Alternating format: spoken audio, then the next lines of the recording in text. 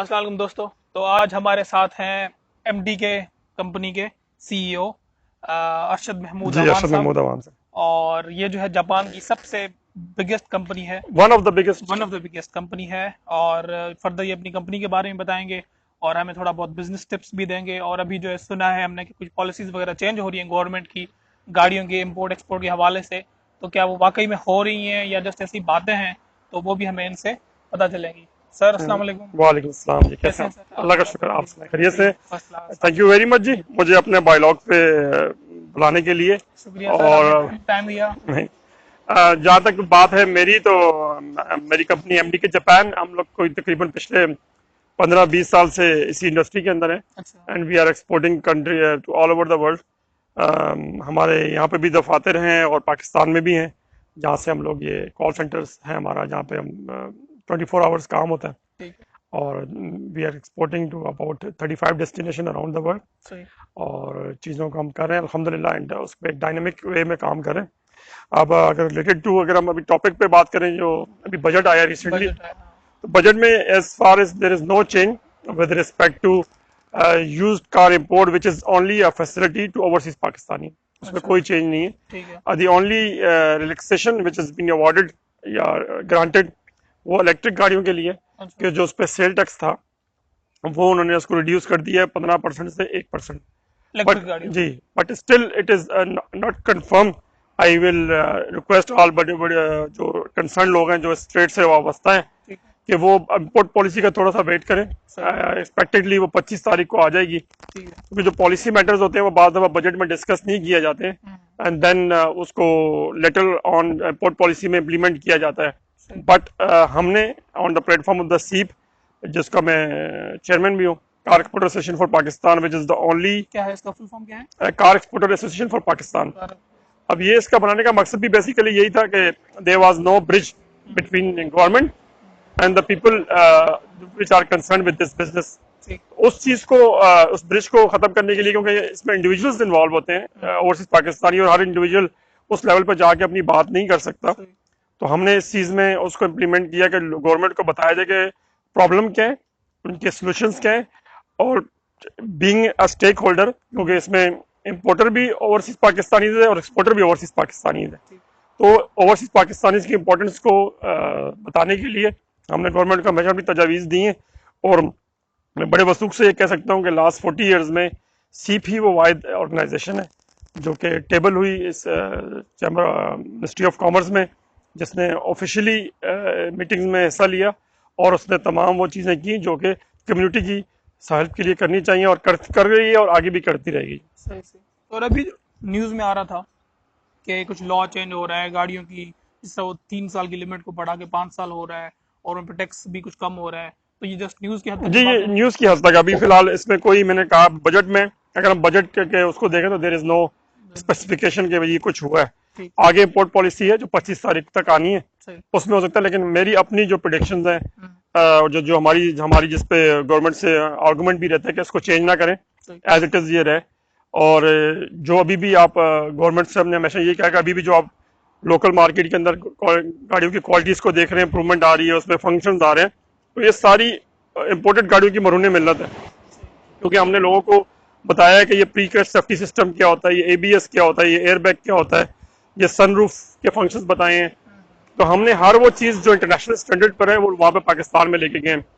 Plus जो हमारी हमेशा गवर्नमेंट से एक ही डिबेट रही है कि हम लोकल इंडस्ट्री को किसी भी लिहाज से कम्पीट नहीं करते, सही। क्योंकि ये सेगमेंट मार्केट का 5 से 10% हिस्सा है जो सिर्फ लोग इंपोर्टेड गाड़ियाँ इस्तेमाल करते हैं। तो एज सच हमने जितना भी डेटा गवर्नमेंट से शेयर किया है, तो हमेशा जब गाड़ियों की इंपोर्ट बढ़ी है तो लोकल गाड़ियों की सेल्स भी बढ़ी हैं। सही। तो कभी ऐसा नहीं हो कि गाड़ियों की इंपोर्ट बढ़ी हो और सेल्स कम हुई हो, बल्कि आप ये कह सकते हैं कि वो सेगमेंट जो लोकल मैन्युफैक्चरर पूरा नहीं कर सकता, वो ये यूज गाड़ियों की इंपोर्ट, जो कि ओवरसीज पाकिस्तानी जिसको सेल परचेज करके हम्म। करते हैं। अच्छा, इसका एक और बड़ी हमेशा से लफ्ज यूज करेंगे, ये मिस यूज होती है। सही। तो मैं जैसे अभी आपसे अंदर भी बात कर रहा था कि मिस यूज का लफ्ज एक भी मिस यूज होता है, मिस यूज नहीं होता इसमें। ठीक। लॉ हमें परमिट करता है हम्म। कि हम सेल परचेज करें ठीक। अगेंस्ट रिनोमिनेशन, या जो हमें उसकी जो फीसेस अगर मिलती हैं तो हम कोई भी सेल परचेज कर सकते हैं। ठीक है। ऐसे कोई ओवरसीज पाकिस्तानी अपनी सर्विसेज बेचता है या अपनी बिल ऑफ लैंडिंग बेचता है, या वो अपनी कोई उसके एवज जो उसको मुआवजा मिलता है, अगर तो वो अगर प्रोसेस को लॉ में इस पर पाबंदी नहीं है कि आप सेल परचेज नहीं कर सकते ओवर। कोई ऐसी चीज नहीं है कि जी गाड़ी इंपोर्ट करेंगे तो 5 साल तक नहीं बेच सकते। सही। तो वो जो भी कर रहा है विद इन द लॉ करता है। फिर भी गवर्नमेंट को अगर इस पर ये कि जी इससे ये होता है वो होता है, तो उसको बैठ के स्ट्रक्चर किया जा सकता है, जिसपे हमने पहले भी बहुत ज्यादा तजवीज दी है कि जिससे इंप्रूवमेंट आए। हम्म, जैसे अभी गिफ्ट अंडरटेकिंग का लॉ चेंज हुआ है तो 7 तारीख को। सही। पहले उसमें क्या चेंज हुआ है? उसमें ये चीज चेंज हुई है जी, पहले तो गिफ्ट अंडरटेकिंग की एम्बेसी से टेस्ट करवानी होती थी। अच्छा। तो अब उसको उन्होंने नया लॉ ले आए कि उसके अंदर आपको पासपोर्ट टेस्ट करवाना है, वो डेट जिस डेट पे आप जापान आए थे और आपके 700 दिन पूरे हो उसको टेस्ट करवाना है, सीएनआईसी को टेस्ट करवाना है, और आपने वो परचेज रिसिप्ट जो कि जो अपना जो जहाँ से चीज खरीदी है वो भी एम्बेसी से टेस्ट करवानी है। तो पहले एक चीज स्टार्ट होती थी पासपोर्ट और अंडरटेकिंग, अब 3-4 चीजें टेस्ट होंगी। लेकिन इससे ये है कि प्रोसेस मजीद स्क्रूटनाइज होगा, वेरीफाई होगा कि ये वो स्मूथ वे में चले। और ये गिफ्ट अंडरटेकिंग का जो कानून है ये इस मंथ की 7 तारीख से चेंज हो गया। इसमें नई इस महीने की हो गए हैं वो? हो गया जी, बिल्कुल इसका एसआरओ इशू हो गया। और अब इस पे जो जितने भी एम्बेसीज हैं वो इसी पे अमल दरामद कर रही हैं। सही है। अभी जिस तरह मैं हूँ, मैं ओवरसीज पाकिस्तानी हूँ, कि मुझे यहाँ पे रहते हुए 2 साल से ज़्यादा जी ड्यूरेशन हो चुका है। जी और मेरे यहाँ पे जो मैं ख़त्म करूँगा अपना जो ये रिसर्च का काम है 2022 मार्च में, तो जी मुझे तकरीबन 2.5 साल हो जाएंगे जी कंटिन्यूसली। जी तो फिर मैं अगर अब खुद के नाम पे जाके मैं वहाँ से गाड़ी निकलवाना ही है मुझे, तो उसका मुझे क्या क्या डॉक्यूमेंट्स, क्या क्या जी क्या क्या आपको जी डॉक्यूमेंट्स? ऐसा अपना यही जो मैंने आपको बताए हैं, ठीक है। 2 तरीके हैं इस वक्त। एक तो ये कि पर्सनल बैगेज। ठीक है। पर्सनल बैगेज में यही है कि आप कोई भी गाड़ी यहाँ से खरीद लें ठीक है। और उसको शिप कर दें ठीक है। यहाँ से अपने नाम पे ठीक है। या अपने किसी रिलेटिव के नाम पे। ठीक है। तो अगर आप वो शिप करते हैं तो उसमें या आप गिफ्ट के जरिए कर सकते हैं। ठीक। तो एक तो ये है कि जो उसका जो ड्यूटी का अमाउंट है वो आपको अपने बैंक अकाउंट से, यहाँ के बैंक? जी बैंक अकाउंट का होना बहुत ज़्यादा जरूरी है। आपको कोई मनी एक्सचेंज या कोई ऐसी रिमिटेंसेस सर्विसेज जो मुख्तलिफ अवेलेबल है उनको यूज़ नहीं करना। सिर्फ बैंक से अपने अकाउंट से अपने किसी नेक्स्ट ऑफ किन, अब नेक्स्ट ऑफ किन को डिफाइन करना जरूरी है कि नेक्स्ट ऑफ किन क्या है। उसमें वो ब्लड रिलेटिव है आपके, जैसे आपके फादर हो गए, भाई हो गए, इनको आप गिफ्ट कर वाइफ सकते भी इसमें इंक्लूड है? हैं। वाइफ को भी कर सकते हैं मेरे ख्याल से, not sure but I think कर वाइफ को, हाँ जी, वाइफ को अपने अपने एफआरसी में दिखाना पड़ेगा सकते। कि she is a part of your family, ठीक है। Then you can do it. जो भी आप ब्लड रिलेटिव बताएंगे उसको आपको अपने एफआरसी यानी कि फैमिली रजिस्ट्रेशन सर्टिफिकेट जो कि नादरा से इशू होता है ठीक। उसकी कॉपी आपको साथ लगानी पड़ेगी, and then you are eligible to import. ठीक है। और वहां पे जब मैं मेरी गाड़ी वहां पे पहुंची है, मैंने ये सब कुछ कर दिया, यहाँ से मैंने पैसा वहां भिजवा दिया अपने किसी मतलब रिलेटिव के अकाउंट में, फादर मदर भाई जो भी है।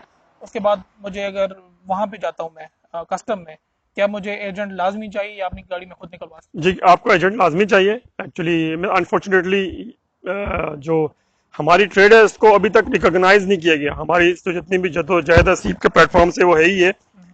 कि इसको as an legitimate trade consider किया जाए, इसको नहीं किया जाता। अच्छा। बाकी जितनी भी ट्रेड्स हैं उसमें आपको क्लियरिंग एजेंट की जरूरत नहीं भी होती और होती भी है। ठीक है। लेकिन उसमें आपका कस्टम का रिबॉक्स सिस्टम है, जिससे आपकी आईडी जनरेट होती है, ठीक है। जो कि कमर्शियल इंपोर्ट के लिए या कमर्शियल जितने भी पर्पस के लिए होती है। But in our scenario we can not do that, we have to hire an agent, अच्छा, और एजेंट हमें लाजमी चाहिए? लाजमी चाहिए होता है। और एजेंट कितना चार्ज करता है तकरीबन एक गाड़ी का, जो नॉर्मल गाड़ी है, प्रियस हो गई या बिट्स हो गई, इस तरह की गाड़ी का? एजेंट में इसमें आप समझ लें कि वो तकरीबन आपसे 35 जो उनकी फीसेज हैं उसको सब मिला के 35 to 50,000, लेकिन बाकी सारे एक्सपेंसेस मिला के आप कह सकते हैं छोटी गाड़ी पे आपका 60-70 हज़ार से लेकर लाख रुपए का खर्चा आ जाता है होल क्लियरिंग प्रोसेस के अंदर।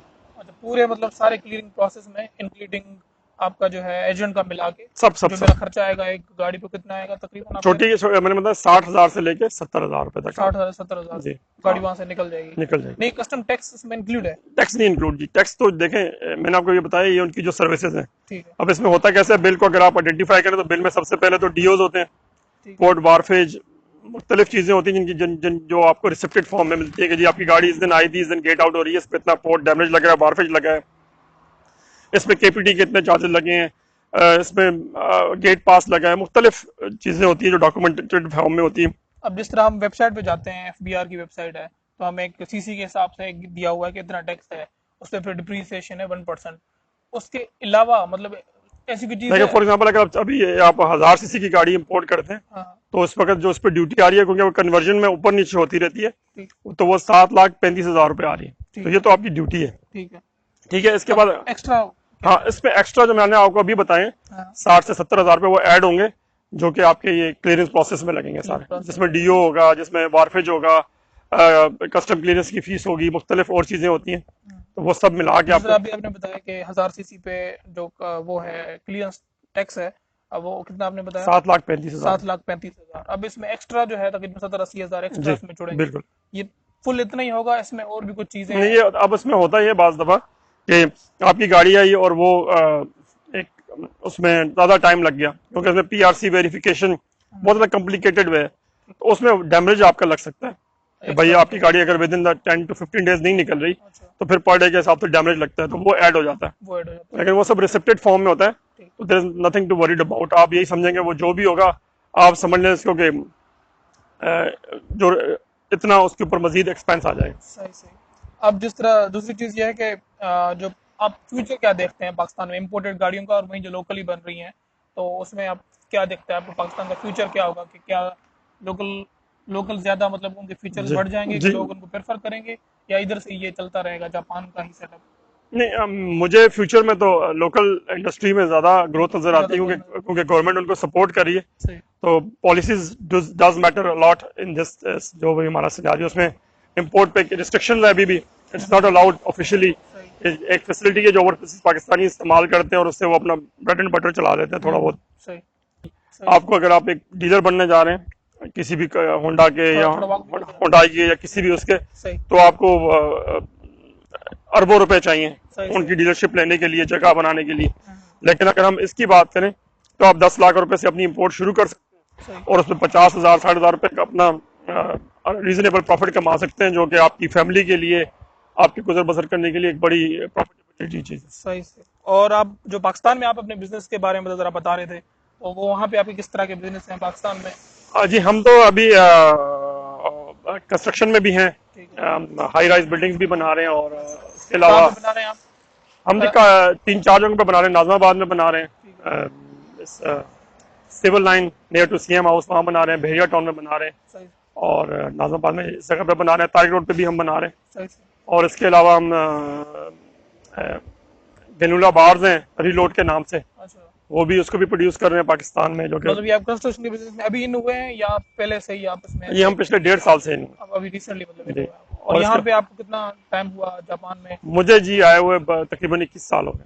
और मतलब जब आप नए नए आए थे, थोड़ा आप अपनी स्ट्रगल के बारे में बताएंगे, किस तरह जी, था? जिस वक्त नए आए थे तो उस वक्त तो आप अकेले ही थे, भाई नहीं नहीं वगैरह नहीं, मैं लकी लोगों में से हूँ जिनके भाई यहाँ पे पहले से मौजूद थे। पहले से मौजूद थे? आई हैड अ प्लेटफॉर्म, तो उसके बाद हमने उस प्लेटफॉर्म को डेवलप किया। सही आगे मजीद उसमें जो भी इनोवेशंस थी, टेक्नोलॉजी वो लेके आए, सही। एंड उसमें ग्रोथ की। जब हम यहाँ पे आए थे तो उस वक्त ये इंटरनेट से बाइंग नहीं होती थी, अच्छा, we used to go physically in the auctions, सही और उसमें हमें रात को 2-2 3-3 बजे उठना पड़ता था। सही। और मैं 4 या 5 साल नगोया में रहा हूँ। अच्छा, नगोया में भी जी, हैं आप? मैं वहीं पे ऑक्शन अटेंड करता था, वहीं से परचेसिंग करता था, और फिर वीकेंड पे वापस अपने तोयामा में सिटी में आया। सही। Thank you so thank much, you very much जी, आपने टाइम प्लेजर, दिया, शुक्रिया। थैंक यू। थैंक यू, अल्लाह हाफिज़।